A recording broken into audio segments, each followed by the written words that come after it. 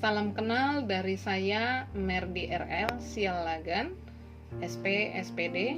Saya guru BK di SMKS Yadika 4 Kota Tangerang.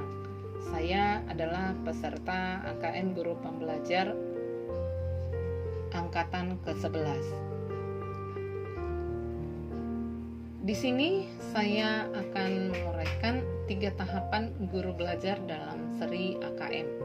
Yang pertama adalah orientasi, selanjutnya BIMTEK, dan yang ketiga adalah pengimbasan. Yang pertama, orientasi. Program ini bertujuan untuk menjawab berbagai persoalan guru dalam menghadapi asesmen kompetensi minimum diantaranya. Berkembangnya miskonsepsi tentang asesmen nasional, adanya malpraktik pembelajaran dalam melakukan persiapan menghadapi asesmen nasional. Guru belum mengetahui cara membaca hasil asesmen nasional, dan guru juga belum memahami bagaimana menindaklanjuti hasil asesmen nasional. Kita ke slide berikutnya. Apa pentingnya asesmen nasional? Nah, ternyata asesmen nasional itu perlu dilakukan untuk meningkatkan mutu pendidikan. Pertanyaannya, mutu pendidikan seperti apa yang diharapkan? Apakah mutu pendidikan yang dapat dilihat dari hasil ujian nasional saja seperti yang selama ini terjadi? Ternyata peningkatan mutu sistem pendidikan tidak hanya berorientasi kepada pencapaian siswa dalam menguasai materi pelajaran dan nilai ujian akhir. Kita ke slide berikutnya. Latar belakang kebijaksanaan asesmen nasional.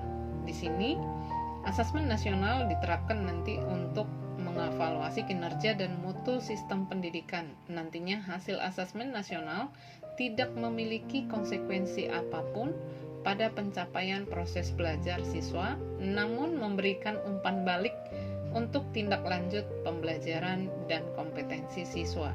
Ke slide berikutnya. Kecakapan hidup abad 21 dan profil karakter pelajar Pancasila. Nah, di sini karakter Pancasila yang ingin dicapai oleh siswa yaitu yang pertama, beriman dan bertakwa kepada Tuhan Yang Maha Esa serta berakhlak mulia. Yang kedua, berbineka tunggal ika, ya. Namun di sini kita lebih mengacu kepada kebinekaan global. Jadi banyak perbedaannya, namun kita satu. Nah, yang ketiga ada mandiri. Dan yang keempat, belajar kritis. Kelima, kreatif.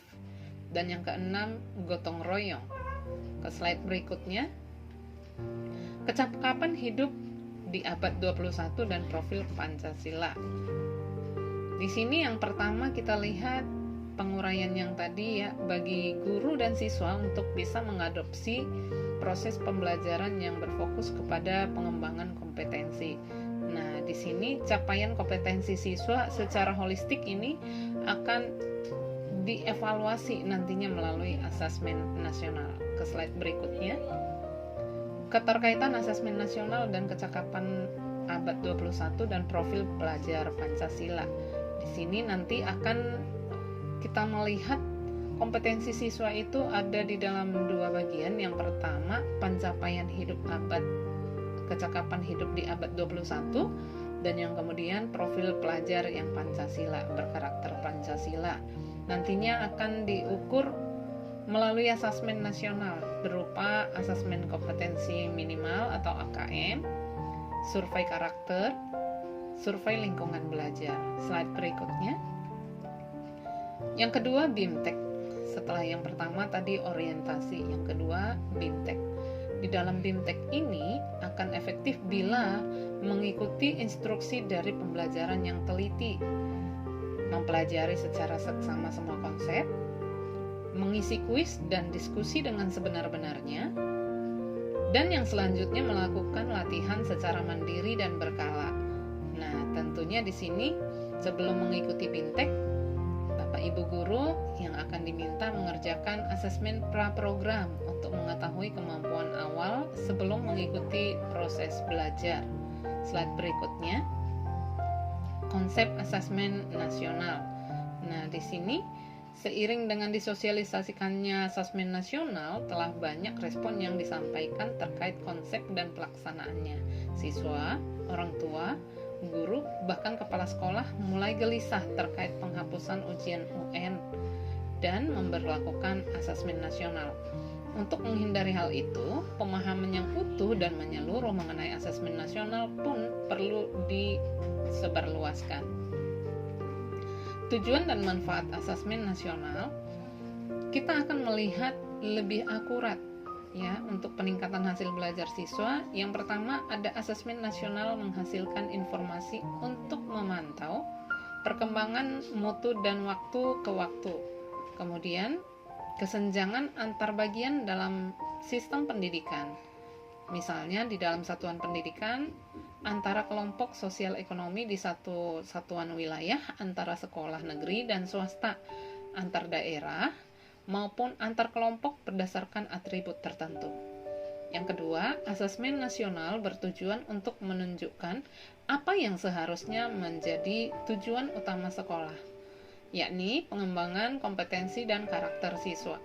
Dan yang ketiga, asesmen nasional juga memberikan gambaran tentang karakteristik esensial sebuah sekolah yang efektif untuk mencapai tujuan utama tersebut.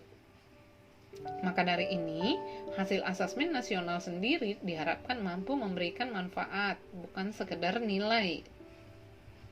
Pada tahun 2021, Menteri Pendidikan dan Kebudayaan telah menyatakan bahwa hasil asesmen nasional dimaksudkan sebagai peta awal mutu pendidikan Indonesia secara nasional. Asesmen nasional tidak akan digunakan untuk mengevaluasi kinerja sekolah maupun daerah. Slide berikutnya. Nah, manfaat asesmen nasional di sini kita akan melihat keterkaitannya dengan infografis ya. Jadi secara jangka panjang asesmen nasional juga memberikan kesempatan sekaligus menuntut guru dan sekolah untuk memperbaiki kualitas pengajarannya guna menciptakan siswa yang lebih kompeten.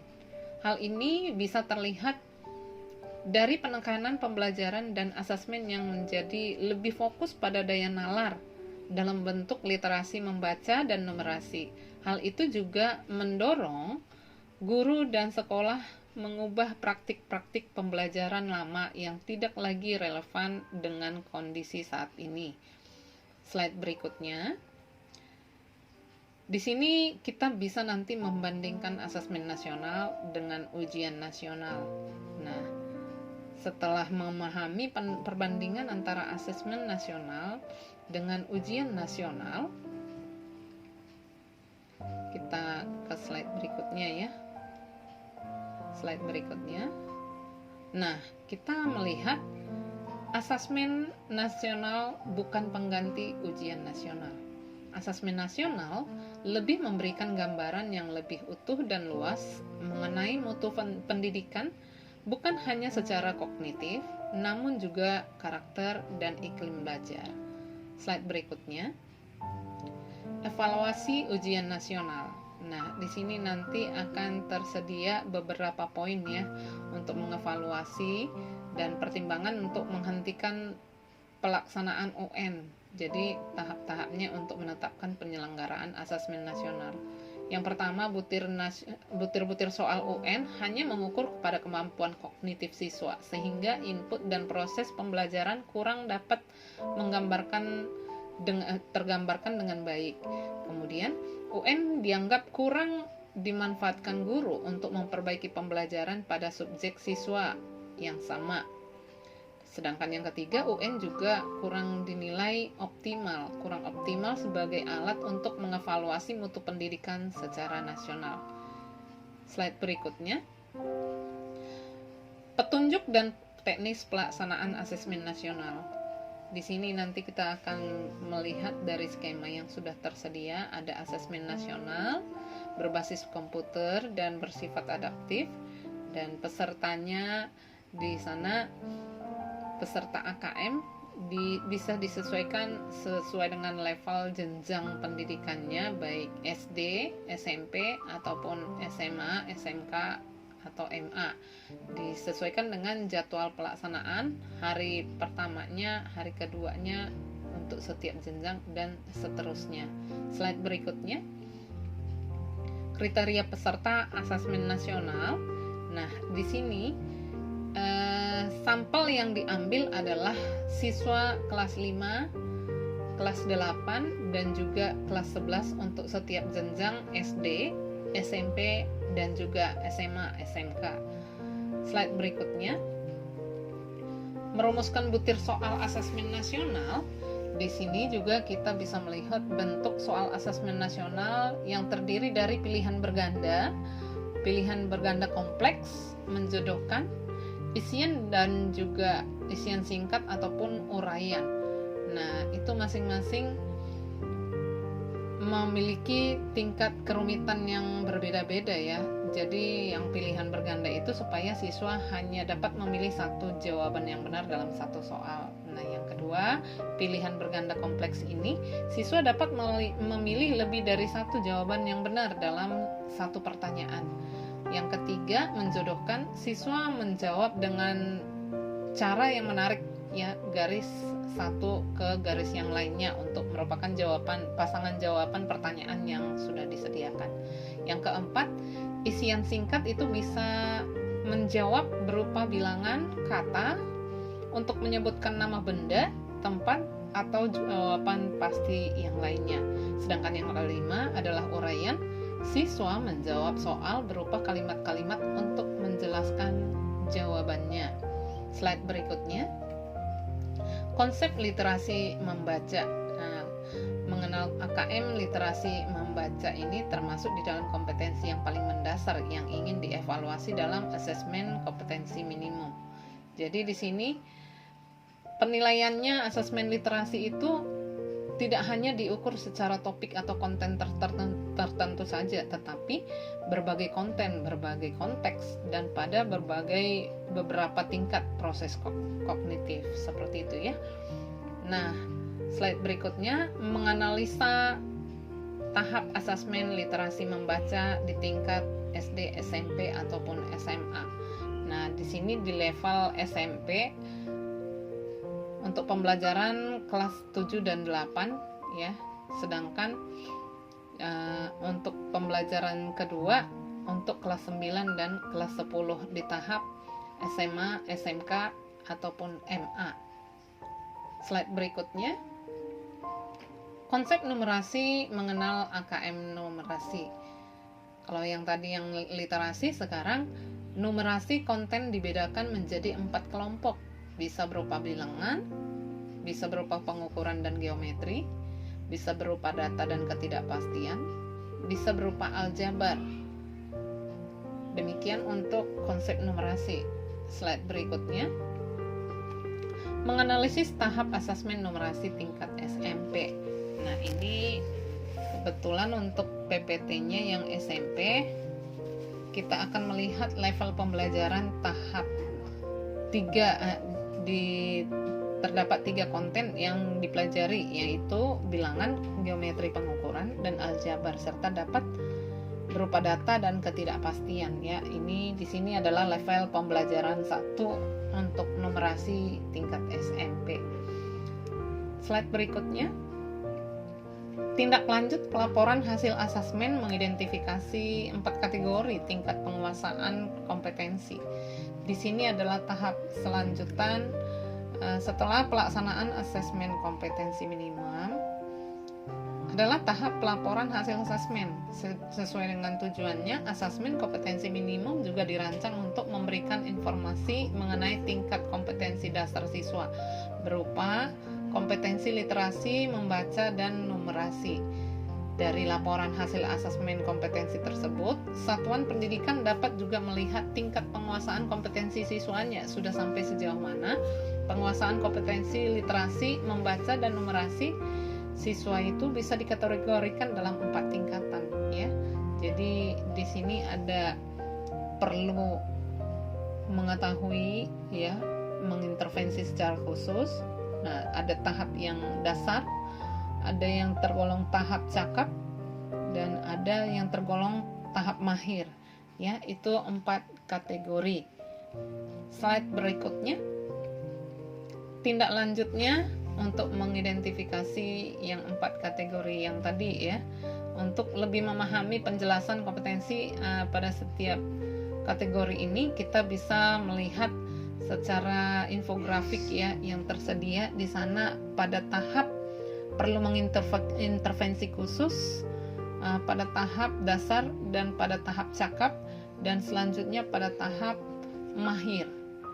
Slide berikutnya menjelaskan perbedaan pembelajaran berbasis kompetensi dengan berbasis konten. Nah, di sini kompetensi itu merupakan kemampuan untuk melakukan sesuatu dengan baik, misalnya mampu melakukan tugas, pekerjaan secara efektif. Kompetensi juga mencakup pengetahuan, keterampilan yang dibutuhkan untuk menyelesaikan soal, bahkan keterampilan yang jauh lebih besar dan lebih beragam, misalnya memimpin organisasi. Nah, di sini ada nanti kita lebih berfokus kepada tingkat penguasaan ya. Jadi, kekuatan pembelajaran berbasis kompetensi terletak pada fleksibilitas karena siswa dapat bergerak dengan kecepatan belajar mereka sendiri. Ini mendukung siswa untuk latar belakang pengetahuan yang beragam, jadi tingkat literasi berbeda dan bakat terkait lainnya ya. Tantangannya juga nanti untuk guru antara lain bisa kemampuan untuk mengidentifikasi tahapan kompetensi dasar siswa, termasuk literasi dan numerasinya. Namun, laporan hasil AKM dapat membantu memetakan juga ketahapan kompetensi siswa. Slide berikutnya menjelaskan perbedaan pembelajaran berbasis kompetensi dengan berbasis konten. Nah, di sini yang berbasis kompetensi bisa di sini kita lihat berbeda ya antara keduanya, baik belajarnya untuk di dalam pembelajaran anak dengan materi yang disajikan. Tentunya kekuatan pembelajaran berbasis kompetensi terletak kepada fleksibilitasnya siswa itu sendiri, dapat bergerak dengan kecepatan belajar mereka sendiri tentunya ya. Jadi di sini kita melihat ada beberapa tantangan pembelajaran untuk guru, itu kemampuan untuk mengidentifikasi tahapan kompetensi dasar siswa itu termasuk literasi dan numerasinya. Jadi laporan itu bisa membantu memetakan juga tahapan kompetensi siswa. Slide berikutnya, analisa kategori penguasaan kompetensi untuk tindak lanjut pembelajaran. Yang pertama di sini tahap perlu intervensi lebih khusus lagi ya. Nah, yang kedua kita lihat di sini tingkat dasarnya, tahap dasar itu seperti apa aja ya. Jadi kita bisa mengidentifikasi latar belakang siswa tersebut dan kemampuannya. Yang ketiga di tahap cakap dan selanjutnya nanti di tahap mahir. Semuanya bisa kita melihat ya, mencermati untuk setiap siswa tentunya pasti akan berbeda-beda. Nah, slide berikutnya masih sekitar nggak semua siswa bisa mencapai level mahir dalam waktu yang bersamaan tentunya, akan tetapi setiap usaha dan proses yang dilakukan siswa untuk mencapai tahap yang lebih tinggi itu tentu akan menunjukkan peningkatan kinerja siswa itu sendiri ya. Jadi di mana siswa bisa menjadi lebih fasih, lebih terampil, dan mengacu juga kepada kelancaran mereka untuk melakukan pekerjaannya. Slide berikutnya merekomendasikan strategi pembelajaran berdasarkan hasil laporan asesmen kompetensi minimum.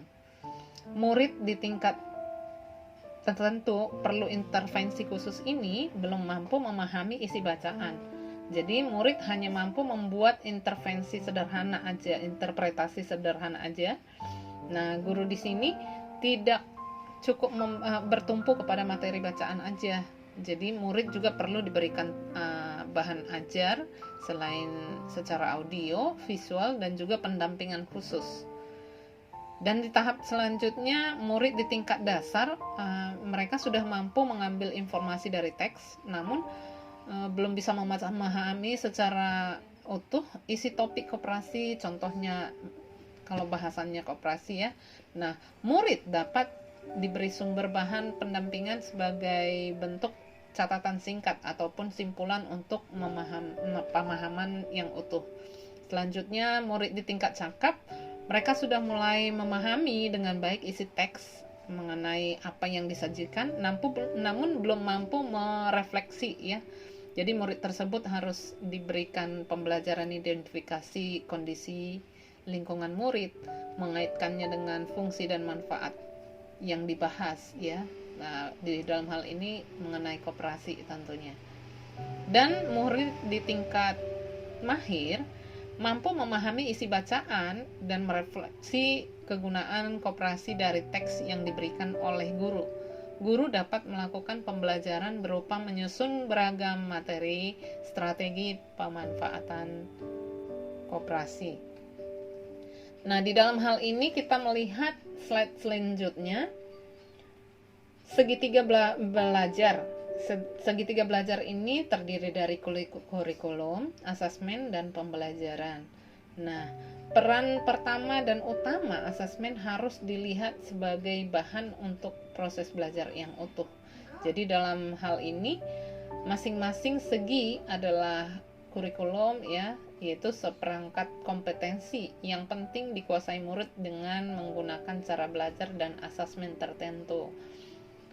Kemudian pembelajaran, serangkaian aktivitas yang dirancang dan dilakukan di ruang kelas berdasarkan kompetensi awal murid yang diketahui dari hasil asesmen dan untuk mencapai sasaran kompetensi yang ditetapkan dalam kurikulum. Sedangkan yang terakhir adalah asesmen, proses mengumpulkan, menganalisis, dan melaporkan sejumlah informasi yang terkait pencapaian kondisi murid dan penguasaan suatu kompetensi tertentu. Asesmen diagnosis, asesmen di awal, dan merancang strategi pembelajaran juga untuk melakukan perbaikan dan penyesuaian pembelajaran. Asesmen sumatif, asesmen di akhir untuk menentukan level penguasaan kompetensi oleh murid. Nah, slide berikutnya ini adalah gambar bentuk pengimbasan yang saya lakukan, di mana saya harus mendampingi teman saya guru yang masih belum mengikuti atau bahkan masih kurang memahami pelaksanaan pengimbasan guru belajar seri AKM untuk SMK di sekolah saya, dan membantu mereka mengkonvert video ke bentuk MP4, lalu kami bersama-sama bisa menguploadnya ke YouTube. Nah, bentuknya adalah berupa video yang sedang disaksikan oleh para follower ya. Nah, ini bentuk asesmen yang saya lakukan untuk perhatiannya dan mau semangat belajar di masa pandemi yang seperti ini. Untuk memahami AKM lebih dalam lagi, kita mengharapkan juga pemerintah boleh membekali kita ilmu yang lebih memadai lagi untuk kita bisa semakin mantap dan lancar untuk melaksanakan AKM di sekolah unit masing-masing. Jadi untuk perhatiannya, semoga video ini bermanfaat. Terima kasih untuk semuanya. Salam pembelajar buat guru-guru senusantara. Salam sehat. Sampai jumpa di video berikutnya. Jangan lupa like and subscribe.